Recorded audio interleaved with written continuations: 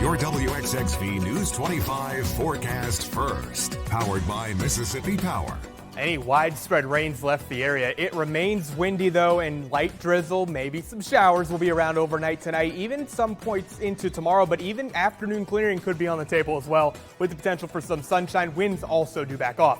That's your forecast first. WXXV News 25 starts right now. Tonight at 5 o'clock, one business on the coast is giving away free meals tomorrow. We'll tell you what time you need to be at Miss Audrey's Kitchen. Plus, ground is broken on a new fire station in the Tradition area. We'll bring you to fire station number 15. And the West Biloxi Library held a ribbon cutting on Monday for their newest renovations. We'll tell you what was updated. Your news live right now. WXXV News 25. Good evening, and thank you for joining us on News 25 at 5 o'clock. I'm Lori Buring. The first pediatric flu death in Mississippi is confirmed by the Mississippi State Department of Health. The confirmation came in just a little while ago to our newsroom. Pediatric deaths are defined as individuals under 18 years of age. There have been a total of 25 flu deaths, including this recent one in Mississippi, since pediatric flu deaths became reportable in the 2008-2009 flu season. Well, we have an update to a story we brought you at noon. A kill man who allegedly broke into the Hancock County Animal Shelter to get his pit bull before it could be euthanized has been arrested. Hancock County Sheriff Ricky Adams says 59-year-old Norman Archer Jr. was captured by U.S. Marshals in Harrison County today. He's charged with commercial burglary, larceny, and retaliation against a public official. No bond is set pending an initial appearance. Archer is accused of taking diesel from the shelter on Saturday. Justice Court Judge Desmond Hoda had ordered diesel to be put down after the dog mauled a 6-year-old girl. Late on Saturday, Judge Hoda's 8-year-old German Shepherd, Achilles, went missing and was found dead the next day from what appeared to be some kind of poisoning. Norman Archer had been seen near the judge's property around that time frame. The Biloxi Police Department is still asking for help finding a missing teenager. We originally told you about her on October 31st. Ana Campos da Silva is 15 and was last seen October 30th around 6:30 in the morning. She was walking to school, but the school notified her father that she never showed up. The last known location for her phone was near Edgewater Mall and in the Hard Rock Casino. She was last described as wearing a black long sleeve shirt, black pants, and had a black backpack. Anna is believed to be staying with friends, but if you see her, call Biloxi Police or Coast Crime Stoppers. New this evening, Harrison County leaders break ground on a new fire station in the Tradition area. Fire station number 15 is located on Tradition Parkway, just off Highway 67, near the new Veterans Home. The facility will be a modern headquarters for Harrison County firefighters in that area of the county. The land was donated by Joseph C. Canizero, who has played a big part in developing Tradition. For the area to continue its growth, it's important that resources are available to the area.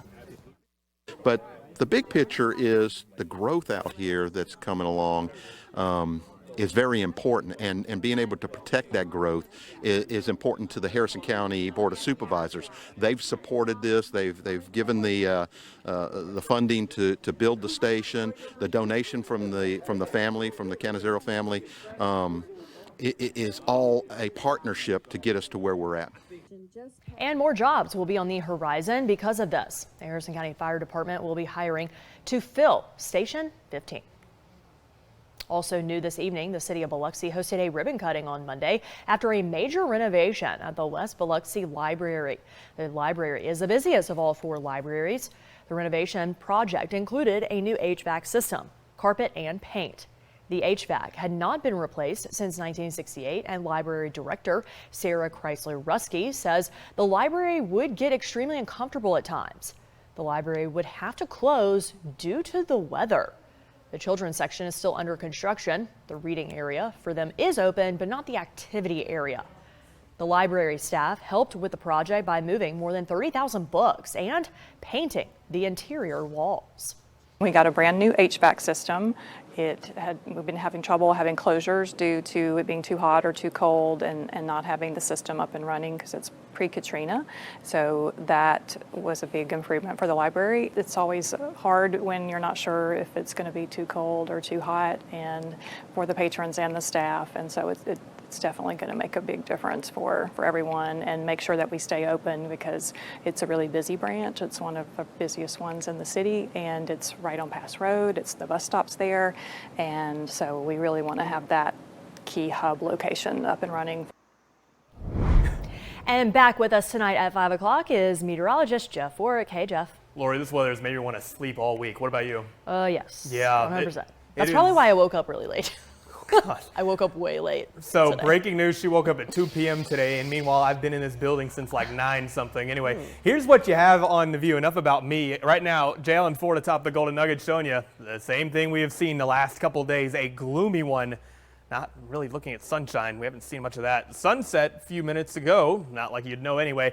Drizzle continues in the area. The very light green contours showing you. You're going to have those patches every so often. Winds out of the northeast, 10 to 15 miles per hour, gusting over 20 miles per hour. St. Patrick Catholic High School bus stop forecast has a damp and cool one out the door, 58 degrees with cloudy skies. And a heads up for next week. Thanksgiving is next Thursday, the 23rd. Waste Pro will not be collecting trash or recycling in observance of Thanksgiving. Services will run a day behind for the remainder of the week. That means Thursday's collection will be on Friday, and Friday's collection will be on Saturday.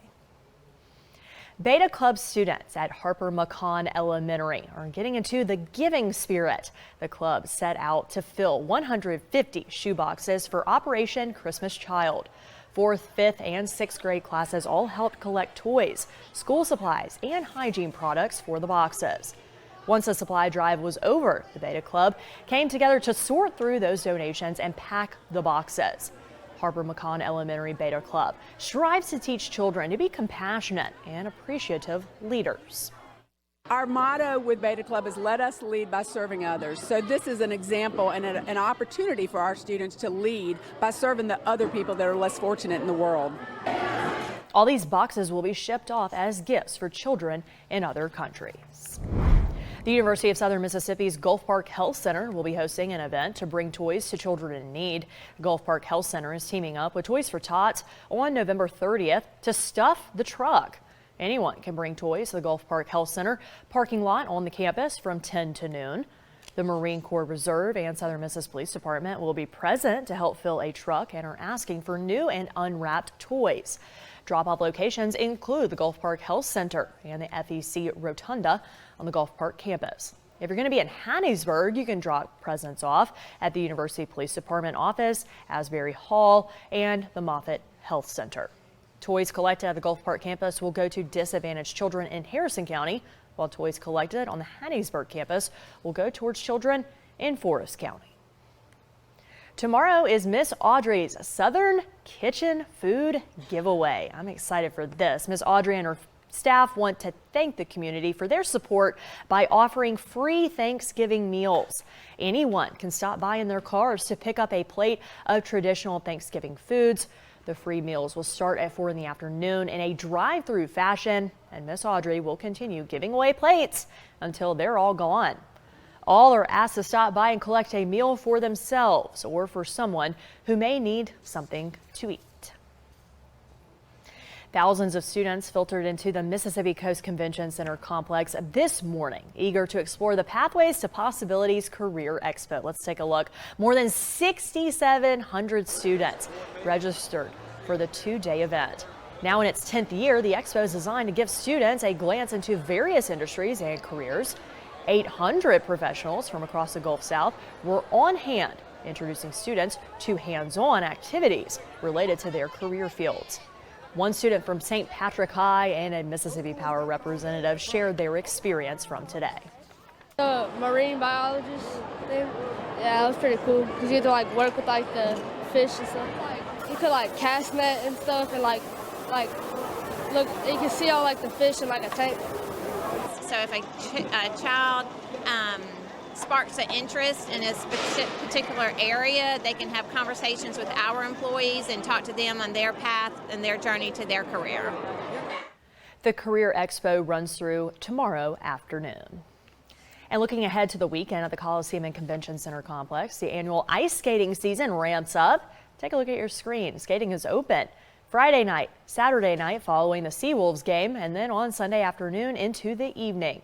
Skating will also be open next Monday, Tuesday, and Wednesday before being closed Thanksgiving Day. Coast Transit Authority has announced its holiday schedule for Thanksgiving. CTA will operate on a Sunday time schedule for Thanksgiving Day, with normal bus service resuming the next day. CTA officials recommend using the Rider's Guide or the CTA website to see which routes run on a Sunday time schedule. Also, the CTA offices will close at 3 p.m. next Wednesday, the 22nd, and will reopen at 8 a.m. Monday, November 27th. Jeff will have a look at your forecast when we come back from break. Plus, Thanksgiving hasn't arrived yet, but we have a few Christmas events for you to be on the lookout for. And before we head to break, it's time for our daily poll. What is your favorite Christmas movie? Here are the choices: It's a Wonderful Life, The Santa Claus, Elf, A Christmas Carol, Love Actually, Die Hard, or others. You can vote by going to our website, WXXV25.com, and clicking on the WXXV vote link in the news drop-down menu, or use the QR code on your screen. Your news live right now. WXXV News 25. And now, your weather authority. Welcome in. Yeah, gloomy view. You wouldn't know the sunset, just over 10 minutes ago by this view. But hey, H.L. Raymond Properties atop Dan B's, always a nice view in Bay St. Louis. Gloomy conditions continue. It is also breezy. Notice the palm trees are still very much moving around. Now, in the area, temperatures are cool, but at least a lot of the area got to the mid-60s, particularly along the beachfront. Gulfport's our warm spot at 65 degrees.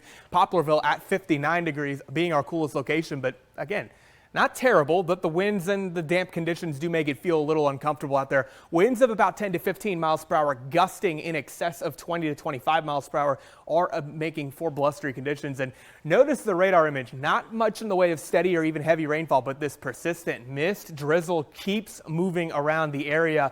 Now, west of 49s where there's still some activity, but east of 49s where the majority of this activity is going to rotate and pivot in. So bottom line, the same thing the last couple of nights. What you're going to find is just that persistent nuisance drizzle. You got to flick the windshield wipers a little bit, and you're going to be fine for about another 30 seconds or so. 58 degrees out the door. Cloudy conditions continue. And by the way, 20% coverage of rain. This mainly just means that light mist and drizzle will be here intermittently. 10 to 20 mile per hour winds will be around. Winds do back off somewhat tomorrow, but cloudy skies continue. Could get some breaks in the clouds in the afternoon. Upper 60s likely for a lot of the area as well. 10 to 15 mile per hour winds by the time you get into the afternoon. Area of low pressure is situated to our south. It is finally moving south and away from our area. Unfortunately, it tracked so far south that it didn't really provide for a whole lot of rainfall in the southern 6 counties other than this intermittent mist and drizzle we've been finding in the area. This low pressure eventually scoots away. Still a low level stubborn cloud deck. Models don't necessarily pick up on that very well. I'm not going to rule out another batch of mist and drizzle tomorrow, but no real rain chances in view. Could see the sun pop out a little bit tomorrow. Friday has the potential for the same as well, but again, models don't necessarily handle the low-level clouds too great. Notice the winds shift as a cold front will be heading into the area as well for the weekend. By the way, winds gusting over 20 miles per hour the overnight hours. That sticks around for a good while. Now into tomorrow, winds do back off a good bit and really not going to be dealing with blustery conditions at all, even overnight into Friday. Things are going to improve gradually through the week. It's just going to be a very slow process with that. Drizzle overnight tonight, only 20% coverage of any actual appreciable rainfall. Cloudy skies through the day tomorrow. Not going to rule out the sun popping out tomorrow during the afternoon. Yes, that's a big thing because we have not had sunshine here in a little bit. Through the day Friday, it will get noticeably warmer. Could see more in the way of sunshine that day. And when that cold front moves through by the time we work Friday into Saturday, it'll feel a little bit cooler, but a lot more sunshine will be around in view. In the extended forecast, though, some bigger changes are on the way, potentially as we work into the Thanksgiving holidays week. I'll have more about that in my extended forecast here in just a few.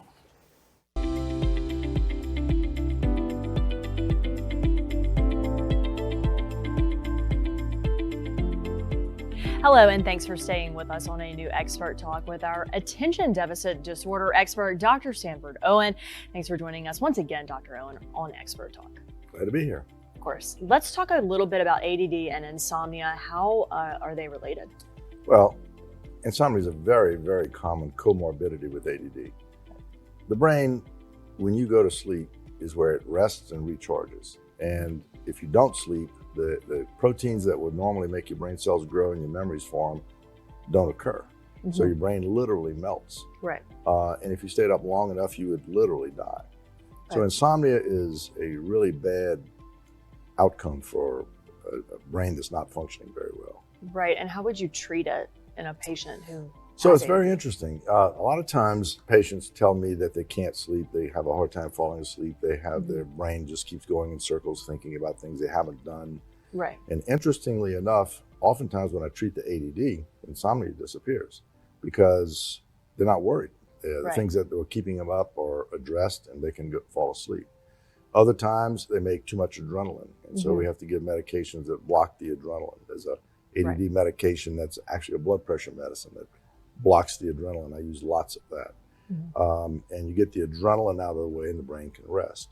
Okay. In very rare cases, depending on the underlying mental situation, we have to use drugs that help people fall asleep, but not the ones that make them sleep, allow them to sleep normally. Is there a way for a patient to not have to take drugs? Yes, sometimes exercise, healthy diet, getting rid of cigarette smoking, nicotine, just basic things. That alcohol is one of the most common causes of insomnia. Right. People think it helps them sleep, but literally wakes them up. Right. All right. Well, thank you so much. A lot of great information on insomnia and ADD. We appreciate you joining us. Thank you. And thank you for sticking around for Expert Talk. It's never too early to get into the Christmas spirit. The Kroc Center is letting anyone dive into the Christmas spirit by watching a Christmas movie poolside.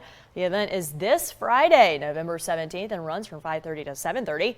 Right now, the Kroc Center is deciding between watching The Santa Claus or Home Alone.